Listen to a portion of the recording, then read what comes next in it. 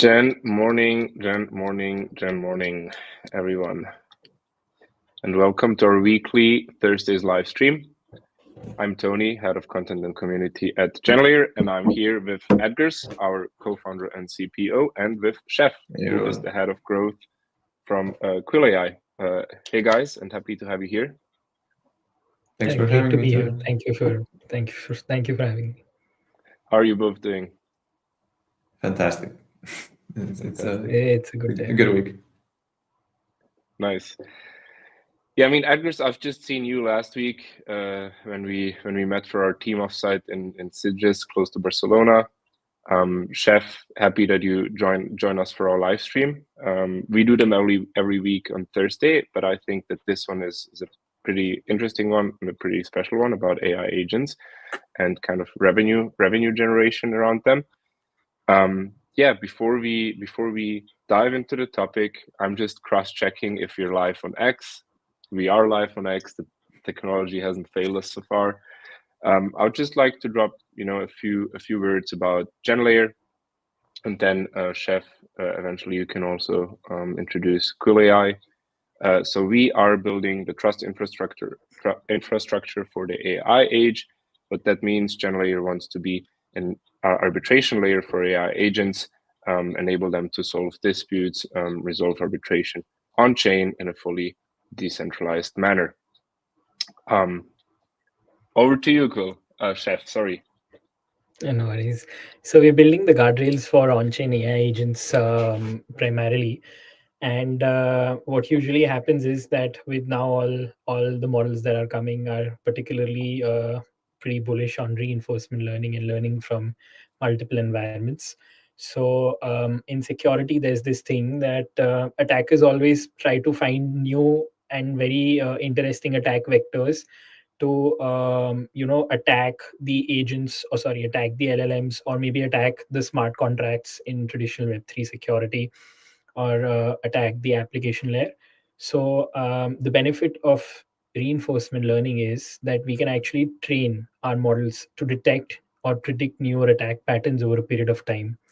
There's a bunch of research going on in Web2, and we've built some on top of it and some newly innovated stuff around it, and building the on-chain agents guardrails so that these on-chain agents are secured from the AI spec as well as from their interactions in Web3. Say, for example, managing payments, interacting with tokens, addresses, smart contracts. And at the same time, they're able to predict newer attack patterns and detect vulnerabilities that might not have been exploited previously. Amazing. Super cool. Thank you for the intro. I think Edgars, you and Chef, or actually the Quill.ai team, could talk about security in AI LLMs for a whole live stream session. It's not the purpose of today. We also have a mechanism, multiple mechanisms, one of them gray boxing, trying to prevent prompt injection and adversarial inputs.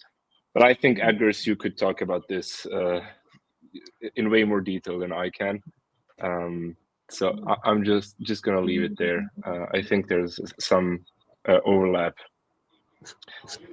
Okay, I'm also just gonna say, please download, before we start to download the PoApp Home app. The PoApp Home app, again, jinx, is gonna allow you to download a PoApp at the end of the session, which we'll use for future reward distribution. So PoApp Home, you can download it on iPhone and Google Play Store. And at the end of the session, I'm going to share a secret password with which you can mint the PoApp. And I'm just quickly going to say hi to people tuning in: Bukola, Otida, Solaze, Joe Schur, Bolu Engine, Charlie, Oscar, Overflow. We see you guys and happy that you're all here. Well, let's start. Let's get into the topic. And the first question might sound a bit stupid, but Edgars, how would you define an AI agent today? Like, what's the difference to, just a chatbot? Where do you draw the line, and what is kind of, what are the most famous agents we see today? It's not a stupid question at all, because like there actually is no widely agreed upon definition. People use the term in many different ways. But the one I like, I mean, what kind of gets to the essence of an agent for me, that it's long running, it's planning, it has tools, and it can take actions on its own. So let's suppose it to a chatbot, which is you log into ChatGPT, and then it's an empty page. You ask your question, you get a response, and that's it. It's like a one-turn type of interaction. Whereas for an agent, you give it a goal, you give it some sort of a mission, and then you give it some tools. Maybe it can browse the internet, or maybe it can take some actions in the command line, or whatever makes sense for the specific use case.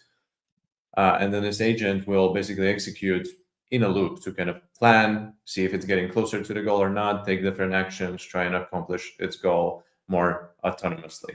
But it's not 100% clear line, because even if you look at chatbots, if you look at something like Deep Research, that's already quite agentic. You give it one query, and then you see it's like doing all these kind of steps to achieve your goal, and then give you one message in the back. So it's not a clear-cut line, but it's something like that. It's an entity that runs for a longer time with a specific goal, and without, it tries to figure out on its own to make a plan how to achieve this goal, and attempt to get closer and closer to it, and evaluate if it's doing this. So you would differentiate by saying it has some degree of autonomy, that it can operate on its own, like compared to a chatbot. Like I can chat with chatbots all day, like, oh, my package didn't arrive on Amazon. Like I can chat with the chatbot. It can help me, but still, it can't really execute or help me with my query, because then usually what people know nowadays, it has to loop in a human, right? The human has to help you with the query that you have. Yeah, and the chatbot will never initiate the conversation on its own. You always have to open the app or log into the website and start the conversation and get a response. It's not like it proactively thinks about what you might need and then reaches out to you. At least not yet. I think that's where OpenAI is probably going, and how they're going to productize it. But for now, it's not agentic at all. Mm. Are there, Chef? Have you used agents yourself, and are there any that you particularly like, or like, what's the differentiation of, we are in the, let's say, decentralized sphere, we are in the crypto and blockchain world. Like, what is the differentiation there between, let's say, agents in Web3, agents on centralized infrastructure? Would you even break it down to infrastructure? Like, maybe you can give us some insight on that. I mean, I think most of the AI agents, I mean, regardless of whether it's Web 2 or Web 3, I would say they're pretty much centralized. And here, there's like a bunch of critical aspects in which decentralization is better. Like I think before this stream we were talking about having a single point of failure, which is something that CrowdStrike also faced some time ago, right? So just like it's a single point of failure, and all systems go down and all agents go dark. There's a huge loss of data, or there's a huge downtime. They're vulnerable to more attacks like ransomware, DDoS. And your data is stored, processed, and possibly monetized by the provider. You can't verify how your data is used. Sensitive information can be leaked or misused over the dark web. We saw something very similar on happened to Twitter as well, that their data was, I mean, this is not an AI agent, but think about some time ago Twitter was hacked. I think this is before Elon came. I'm not very sure. And they're literally YouTube tutorials of that data being sold, and people showing how to sell that data, people showing how to buy that data from the dark web. So if there's Grok, right, and everybody's interacting with it, and it has a lot of personal data, and there's a chance of a leak of all this information that Grok has and is being sold on the dark web, I feel that's a high breach of privacy. There's a lack of data sovereignty. There's no on-chain guarantee of confidentiality. So I think there's a bunch of things that plague centralized agents. But that being said, in Web3, the agents that are being made at the moment, they're also like Web2 agents. Like I don't think there's like a truly Web3 agent that's so modular, that's using data from probably a data from Vana, is using the GPU from a Deepin project. I don't think there's any AI agent at that level, but I might be wrong. Can you explain for the people listening what the problem with Cloudflare and this centralized infrastructure is? Oh, so Cloudflare was like a silly thing that all of the systems went down because an intern made a mistake, right? So it's because there's a central point of failure. It's like you live in a house and there's an electric board and you just switch off the buttons and everything goes down. And in a decentralized environment, because there's a bunch of nodes and it's all decentralized, and we assume that people don't usually know each other, and it's kind of a black box environment. The risk of failure is lower. So that's what I meant when I was quoting the CrowdStrike example. Why wouldn't we? Is there a decentralized solution to that, Edgars? Like, do we have a decentralized Cloudflare? Like, why don't we just put Grok on, blockchain infrastructure? Like, what are the main? Like, maybe you can explain how these models and agents built on these models in general work, and what the main problem is of you can't actually right now, or can you decentralize everything? You can, to an extent. I mean, so there's different layers to it, I would say. One is, let's say, the inference that you need to run. So, you have this query, you need to execute the model, basically run some GPUs to get the answer. There's quite a few projects actually that let you do this nowadays. One problem with them, I would say, is they're all not secure. They're all public, basically. You don't have any privacy when you send. Your data, your query is sent to some random guy's house to run on their GPU, right? So that's one. That's the issue. But there are projects that let you do this. But there are other layers. Once you have this, you also how do you ensure that the right model is used? How do you then prove that this model is used? Also, how do you ensure that this agent cannot be taken down? Because let's say if I had to point out the problem with a lot of these AI agent projects, specifically in crypto, let's say like Truth Terminal or AIXBT or any one of these, is that actually, they're probably running the LM they say, but there's no way to check. There's no way to check that the owner actually hasn't all of a sudden been bribed to post some random token ticker, to cash in. Or more importantly, they're actually not unstoppable, even if you can set it up such that you can prove that the specific model is run. There's right now no way to make them actually unstoppable. So you just kill the agent and that's it. If you don't like what it's going to do, you censor them or you do all these kind of things. To achieve this at a full extent requires a lot of different layers. It requires some provable inference or another approach to kind of verify the models. It requires some I don't know how to even call it, some kind of layer that enables you to, create unstoppable agents. There's not many solutions to that at this stage. Couldn't you put that let's just say we put it on, we make it open source. Like, why wouldn't we be able to put that, on just GitHub and everyone has access to that? It's more about having a singular identity for the agent. So it's, you can put the model in open source, anybody can run it themselves, but, there's a million people generating a million different responses. What you want is one single agent that can take a decision. Well, and more importantly, then actually hold things like assets, hold some tokens, right? If a million people can run it, you don't want to give the private key to everybody, to all those million people open source, right? Then any one of them, even without any LLM, can just transfer the tokens it out. So how do you create this agent that runs a specific type of model or some specific set of rules and can actually hold assets and only transfer those assets if it's the agent itself making a decision based on the rules that have been set up for it? Yeah, makes sense. I mean, you mentioned Truth Terminal, right? And that's kind of one of the first use cases, Chef, that have emerged, right, in the space. What do you think in general of Truth Terminal? Is it like the one and only use case you see for now and forever?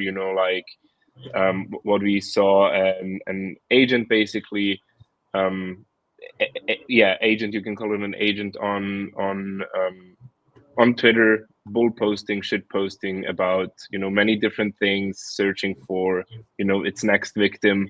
What do you think of that? Is that the use case that's gonna lead us to Agent Valhalla? Like, where are we going? Like, what's happening? So, I think like it's kind of a chat bot, to be honest. I don't think it's an agent per se, because see, I think in the very first statement, Edgar's mentioned that an agent is something that, I mean, you give it the tools, it has the autonomy to do what it wants, and it has the ability to reason. It has a memory of its own. So these are the characteristics of an agent, not something that just keeps on posting things again and again. The responses that Truth Terminal generated, I think, were very primitive.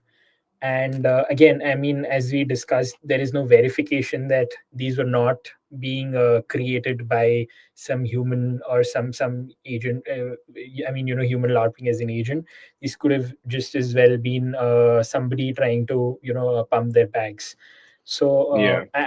I honestly don't know about. I don't think that it's a pretty good use case. To be honest, I don't think it's solving anything. It's a funny thing, obviously, that something that's not actually solving anything and is just, tweeting on Twitter, like posting on Twitter, reaches a market cap of $1 Yeah. billion. So It's I think it's crazy. Yeah. absolutely, it's absolutely insane. One of the things that we have been talking about since a long time is that crypto has a broken UX. I think agents have a huge probability of solving that for the generic user.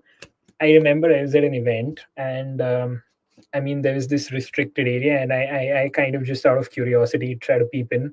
There's a presentation of all the heads of big exchanges, all heads of big multinational corporations investing into crypto, just having a presentation and discussing this one thing: how to onboard fresh liquidity onto crypto, how to onboard the next, maybe, 500 billion onto crypto, or the next X amount of users. And I think the agent cycle is something that can actually bring fresh liquidity to this whole ecosystem, and not something that the memes were doing. This is not liquidity that's just coming in because it's fun, or it's easier to, it's obviously going to be easier to bring in, but it's not just something because it's a meme. People can actually invest into DeFi projects, borrow, lend, manage yield of stable coins, just using the agentic interface in a very simple manner, I feel. I came across a bunch of good agents doing this. So I think that the Def AI or AIFI or whatever we call it, I think that's a pretty good use case for the entire ecosystem at this point. You're not Yeah, audible to me. Yeah, thanks, guys. I was about to, go in, but then you're muted. Okay, so I was about to use Hey Anon yesterday evening, and I was like, okay, swap one ETH to what did I do? One ETH, no, one Sol to 100 to USDC from the ETH blockchain to Solana, and then it said, it was thinking, and then it's like, okay, I can't bridge right now, like for whatever reason. I don't know if they don't have an Solana. Like what's happened? Like Solana on Ethereum, like yeah, but like that's exactly. We have so many things. So you have mentioned meme coin AIs. You have mentioned intent-based agents, which I want to get to in a second as well. Let's unpack this. So we have Tony is trying out. Like I'm a newbie. I'm trying out. Hey Anon, I want to bridge. I want to swap, and now I'm trying this app and it doesn't work. Then I try out swapping ETH to USDC on Ethereum. And then it proposed, a route that it would go, and it said, connect your wallet, basically. Like, you were talking about onboarding users. That's kind of a problem that we have right now. Can you describe, or you, Edgar, whoever feels can answer this question, what this is? I'm specifically referring to this intent of, do this, whatever I tell you, and why is it not possible to bridge and swap simultaneously right now? Like, what are the roadblocks to really achieve, like full scalability of this? I think it should be possible. I think a lot of good projects have launched their intent-based API for agents to integrate. It's literally like a chat interface integrating an intent-based API from maybe dBridge, right? and whatever actions dbridge is going to support, the agent can perform those actions. Or maybe okay, so I also encountered this layer of DefAI agents. It's called Unify. So I think they were in stealth till very recently, and it's like an MCP inside of Claude. And what they do is that I think this is what they do, that they aggregate a bunch of different DeFi APIs and find liquidity pools and everything and get the cheapest solution after checking from the different applications. So maybe you have dbridge, you have Uniswap, you have Axelar. So you check through all of them, like what's the cheapest, what's the best solution, and you provide that to the user. I might be wrong, but I think this is what it is on a very high level. So I think these solutions are coming in. It might have been off chance that you got stuck, but I think things are there to manage this. I think what do you think, Biconomy, yeah. Sorry, go ahead. No, finish your sentence, please. So I think Biconomy team is also building an agent Nomi. I don't know if I'm just like taking them out of stealth for no reason, but if you I actually got an access to the private beta, and it's really cool. I'm so sorry, guys. I'm so sorry if I did that, but your application is really cool. I think it was one of the better applications of me being able to swap using an agent, and I think a lot of users are going to be happy if they get their hands on such a solution. It's pretty similar to Hyenon, but I felt that the experience was way better. So Biconomy, you said, right? Yeah. You don't know anymore. I don't know no anymore. worries. You just put them out of stealth in front of a few people.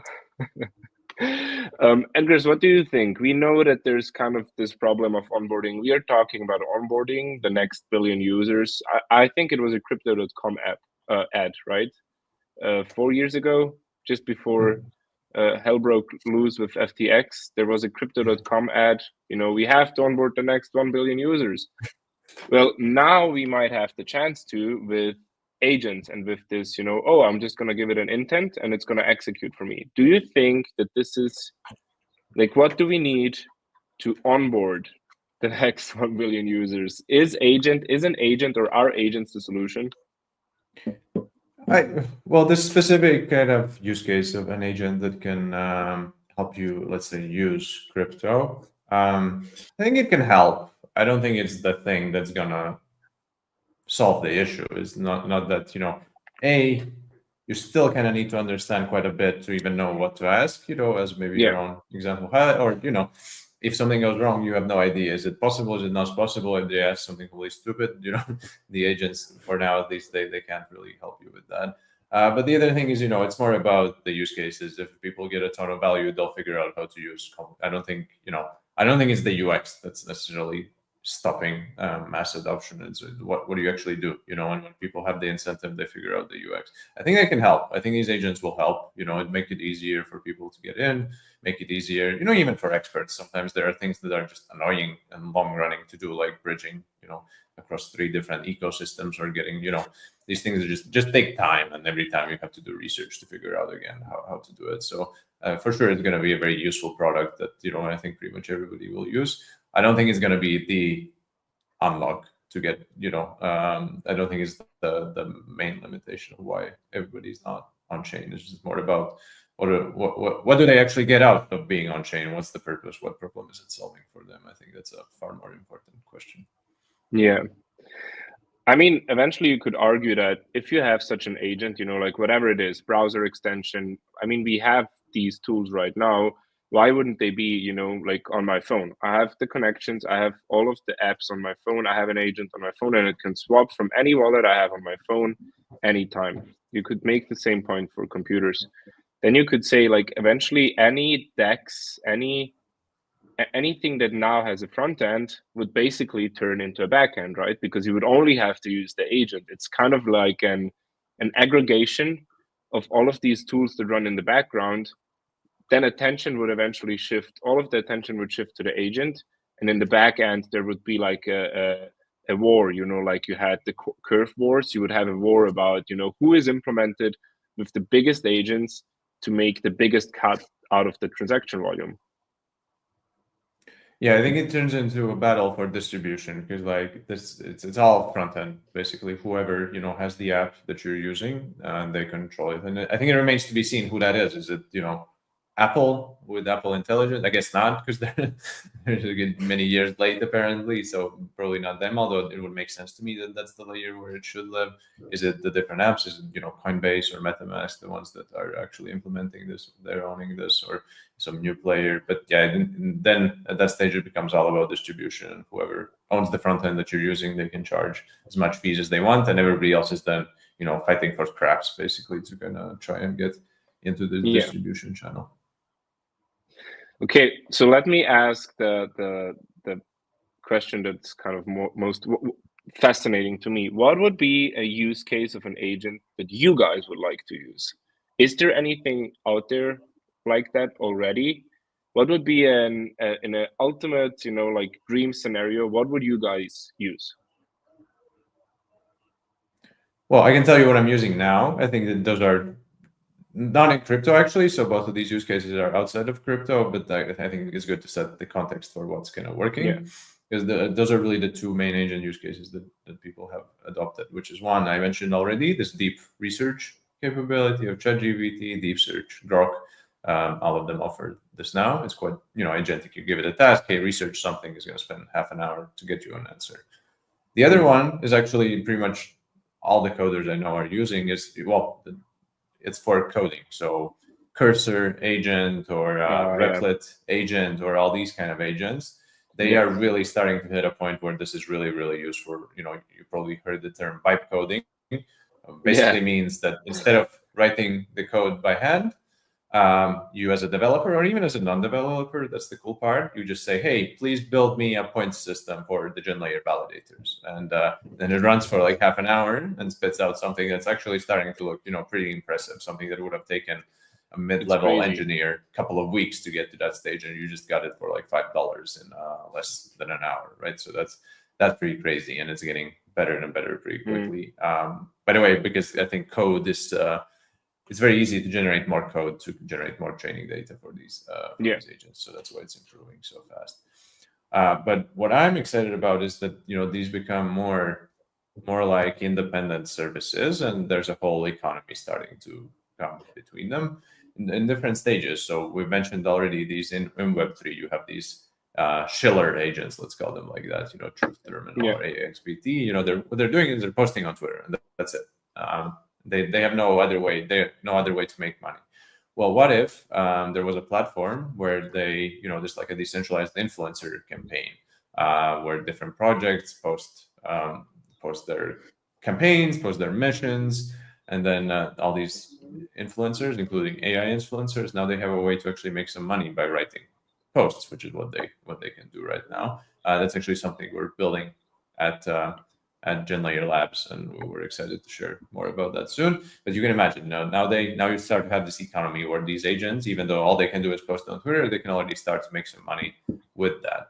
And I think that's going to keep escalating, where you have all kinds of tasks. I don't know, you need to build a website, and so you hire this website builder agent. And then the website builder agent, because it's not good at everything, it's going to go and hire a logo designer agent and a copywriter agent, and all these different agents and trillions of agents working together with each other. I think that's the really exciting point in time when you start to have the majority of the economy probably conducted by AI agents working with AI agents, and humans directing swarms of AI agents. So that to me is the most exciting part. And I'm sure, to be clear, I'm sure there will be many other exciting AI agent use cases that are more personal or different kind of, we just haven't figured it out yet. But the same way that with internet, you didn't anticipate most of the things that happened on internet, the same way we're just in the very beginning of figuring out what the hell is an AI agent and how does it change the world and what kind of cool things you can do with it.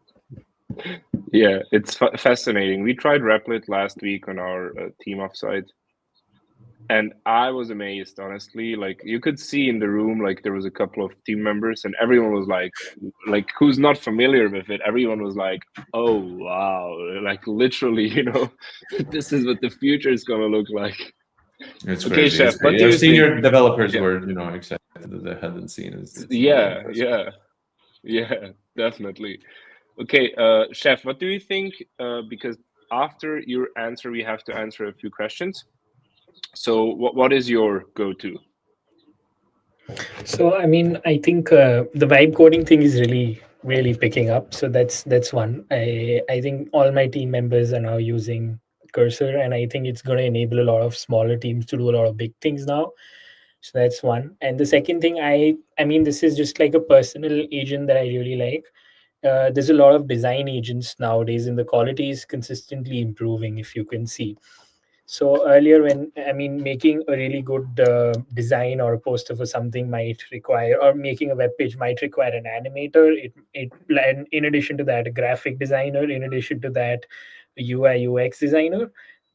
At this point, me without any design skills can probably do just as good a job.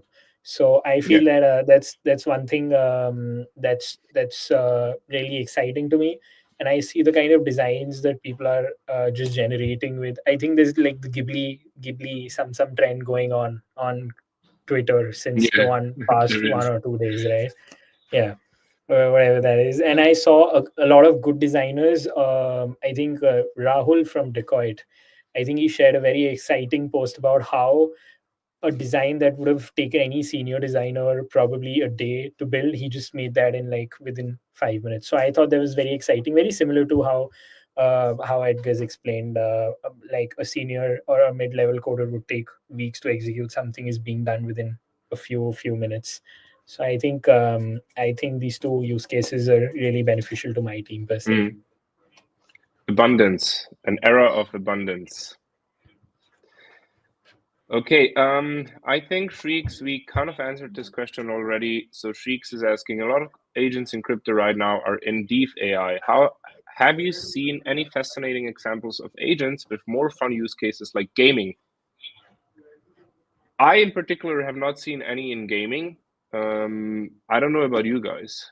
I mean, coding. Well, I guess yes. aside from all the bots, that you end up playing against in all the video games you play, but no, I haven't seen agents in gaming. Yeah, same for me. Pretty sure there must be some agents in gaming, but I haven't seen any.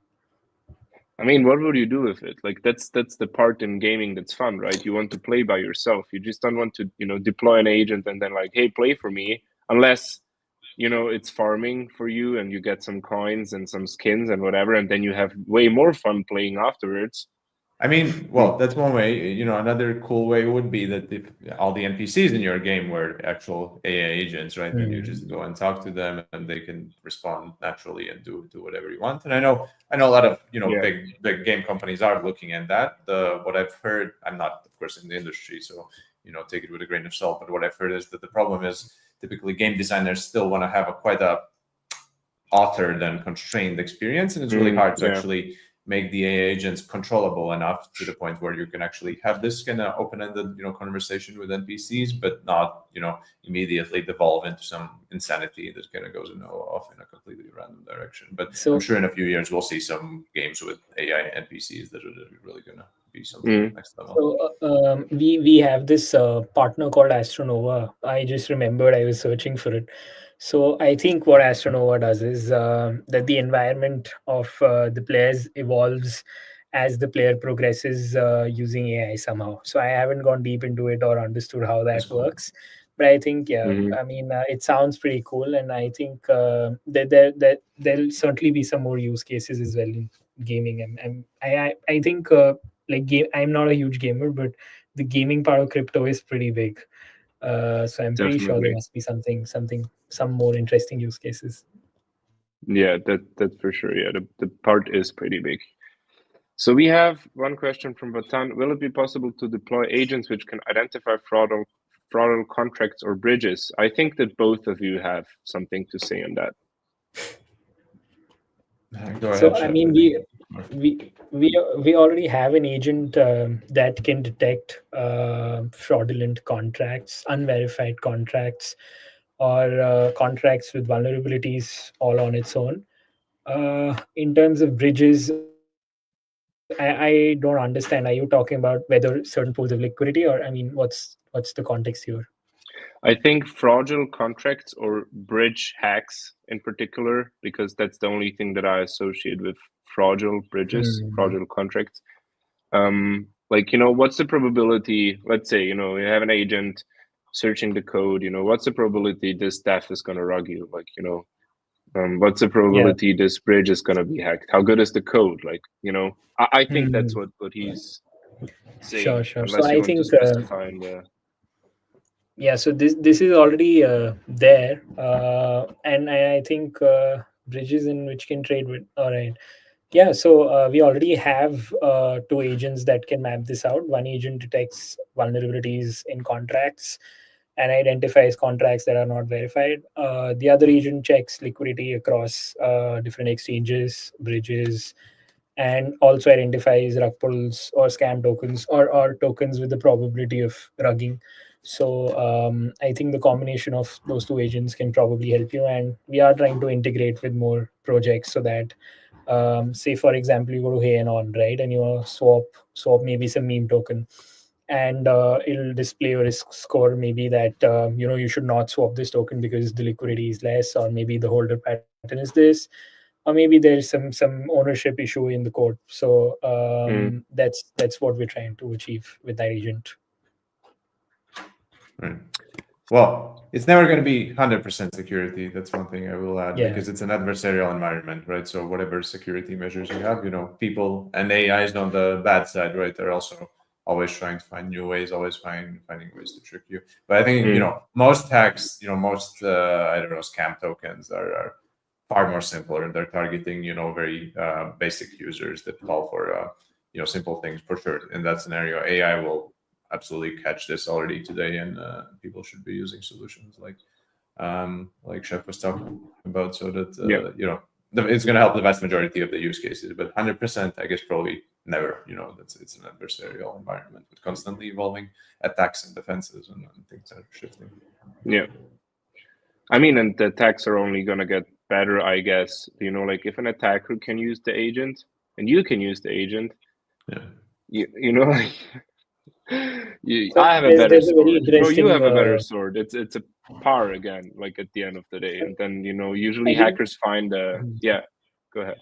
There's a very interesting concept here. I was reading a research paper around this, and this is called a DuoGuard. So what a DuoGuard does is that there is an LLM that generates prompts to attack, and then there is another agent. There's an agent that uses an LLM to create prompts that will attack an agent or attack a smart contract, and then there's another agent that's going to protect or try to figure out how the attack is going to happen.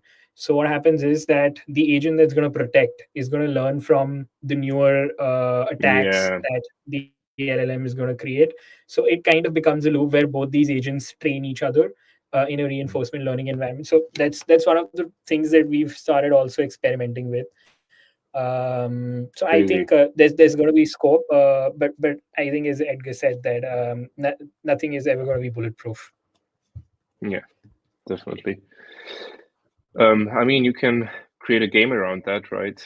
You have an agent that's protecting a smart contract, one agent that's attacking. You attach points to it, you have a Web3 game. That's it. In Web2 security, this is actually pretty prevalent. You have a red team, a blue team, a purple team. There's a bunch of teams that try to attack, defend, and control the situation. So I think that's just the concept borrowed from there and put into AI agents. But it started showing some good results, so it has potential. Okay, we have another one. Many blockchain projects struggle with balancing decentralization and scalability. How does your project approach this issue, and what unique solutions are you implementing? I think maybe, Agris, you can answer this, as for we consider ourselves a blockchain, new type of decentralized distributed ledger technology. Sorry, maybe you can address the balancing of decentralization and scalability. Absolutely. I mean, validators with different large language models, and they can work with each other to basically verify transactions, execute contracts, resolve disputes, do all these kind of things. And in this process, they aggregate their intelligence. But the way we've designed it is that actually if you have 1,000, let's say, validators, which is our target, each transaction only needs 5 to start with one leader and 4 other validators to check what the leader has done, which means that actually our chain can execute many transactions in parallel. If you have 1,000 agents, 1,000 validators, and only 5 needed per transaction, you can do something like 200 transactions per second in parallel, effectively, and only escalate it through appeals to more and more validators if there's a problem in any given transaction. So what this means is, you can have a lot more scalability. You start with a small subset of the validators with the ability to then escalate to the full validator set, achieve full decentralization, and ensure full economic security. That's how we approach it. I mean, it's going to be very specific to each project and each chain. It's just that's how it works in our system to get as much scalability as we can. Yeah, I mean, it's also always the issue, what are you trying to solve, right? Like, how much scalability do you even need? Like, not every blockchain is going to provide you with 1 million, and like, there's projects saying, oh, we have such and such throughput, but then if you look at the numbers, actually they've never achieved this. How centralized, how decentralized is it? So yeah, it definitely depends on what are you trying to achieve, first of all, I think. Yeah. Okay, Chef, we have 2 questions for you. What design agent is Chef talking about? Maybe you can drop a link or a comment in the chat, so Shrieks can have a look at it. You can check out the 4.0. The GPT 4.0 does a pretty good job, I feel, at the moment. Yeah, and Reevee, I can recommend Reevee. It's Reevee crazy. Yeah, it's really good, and it's for free. I don't know if the GPT design agent is for free right now. Free. That's not for free. Okay, and another question: can I have a link to that paper, please? He was talking about automated AI red team attacking blue team. Oh, okay. Sure. I will try to find that and I'll push that in the comments. Wait, I'll have to pull that up. I'll do that as soon as this stream ends. Perfect. Yeah, just drop your the link in the comments on X. Absolutely. Okay. Let's see. How are disputes resolved in an AI-driven system? I mean, it really depends what you're doing, right? Yeah, maybe Edgars, you want to explain like how we are doing it. Yeah, I can only speak to how we're doing it. Of course, this is it really depends on each specific system, what they're doing. Do you even have disputes, between, it really depends on the design. The way we're doing it is that, our system is designed to be a neutral third-party dispute resolver, almost like an AM-based legal system, an AM-based judge, or let's say jury, because we're using many validators. And we do this by aggregating the intelligence of many different large language models with many different validators with different large language models, and the consensus mechanism that lets them, in a way, resolve disagreement between themselves. Let's put it like that. They have a voting mechanism, so they end up voting, and whatever the majority thinks is the right thing to do, that's the resolution. But it lets you, use this system basically human to human. Let's say I want to hire Tony to write me a blog post. We could have a contract on GenLayer, and then the GenLayer is going to act as the judge to resolve any dispute. Hey, did Tony produce any content? Was the content any good? Then pay out or not pay out the tokens based on the rules that we agreed upon. Or what we discussed also, that then this opens up the doors for AI agents. First of all, humans working with AI agents and AI agents working with other AI agents. They also have potentially different kind of self-interest or different goals, and they need a way to have these rules enforced between them so that they can actually work with each other and trust each other, which is even more important for AI agents, because there's no way to then go and put this AI agent into jail, or it might be you don't know where it is. It's just on the internet, so you have no other means or recourse or anything like that. You need some system where you can have rules enforced between you two guys. So it's about designing this platform where they can then have a contract, an intelligent contract between them, where they define the rules of their interaction, one-to-one, one-to-many, and anything like that, and then have a system using AI that can resolve any disputes. Did something happen? Did it not happen? Was some criteria fulfilled? Was the job well done? Anything like that. Okay. Last question, because we have to we have to finish. We got to run. So Random, I've seen your question. What are going to be the most challenging parts of AI agents generating revenue for the ecosystem? If both of you can answer in a few sentences. The way I see it right now, the challenging part is that they're just not reliable enough to actually set them up on their own and have this fully autonomous agent. You know, the way you use all these agents I mentioned, coding agent and also design, you know, I want to mention V0 also for design. I mean, it's really a coding agent, a front-end coding agent, but really you can use it to go straight, you know, from nothing to a well-designed web app. So that kind of thing. Or this research agent is that you often have to try multiple times and give it feedback and keep iterating on it. We're not at a point where you can have an agent that you just put it in a box and leave it for 3 weeks and have it, you know, do a bunch of jobs on its own. It's not gonna yet do a good job. So that to me is right now the main challenge. I think we're gonna solve that very soon. You know, this is we're in the exponential curve of intelligence of these systems, but that's one challenge that I see right now. And actually, I know a company called I think it's called GenLayer, who might also have something built that's gonna help with this tiny little problem. Chef, what do you think? You're muted. I think I absolutely agree with Edgar's in this one because you know, people still have to sign that transaction at the moment if they're using HeyAnon or any other agent per se. So unless there's a mechanism through which we start trusting AI agents, or you know, as you mentioned, that you're building the infra so that maybe there's a KOL agent and projects can come and do some sort of a brand deal, and then the agent generates revenue for the dev wallet. So I think that's maybe a use case where agents are portrayed as a service more so than as a product generating revenue. So I think the product generating revenue is still some time apart, but the services bit that you mentioned, I think, I mean, I look forward to the solution that GenLayer is coming up with to solve that problem. Yeah. But I think it'll be a great use case. Yeah, I mean, that's one way to approach it, to set up systems which are really, let's say, a competition basically, or, you know, there's a clear set of rules. It could be a human doing it, could be an AI agent doing it. You just care about the result. If you can design a system like that and open it up, that's a way to kind of offload this problem and let the market basically figure out, let all these people working on the AI agents figure out if they can do a good enough job, you know, to meet the criteria, then great. I've solved my problem, you know, and they've made some revenue.